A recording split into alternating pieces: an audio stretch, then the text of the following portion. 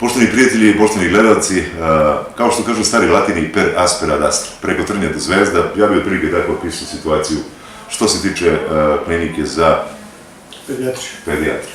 Razgovaramo sa zamjenikom direktora, profesorom doktorom Migrudinovićem, ako sam ja to dobro naveo, da čujemo šta vi mislite o ovakve vrste manifestacije, tim nekim serijalima humanitarnih koncerta za sve te potrebštine što su potrebne za odeljenje za decu.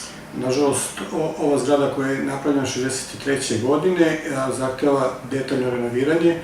Zahvaljujući i rukovodstvu kliničkog centra, već veliki deo zgrade je renoviran, nešto će biti i renovirano u narednom periodu, jer je u planu da na ove godine bude rekonstrukcija celog trećeg sprata koju inicira Ministarstvo zdravlja, ali sada je još uvek drugi sprat gorući problem, gde podovi nisu završeni i rekonstrukcija jednog dela stolarnih.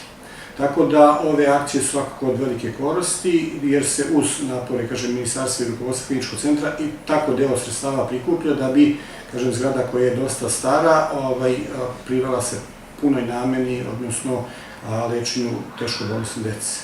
Hvala, profesore Bogu.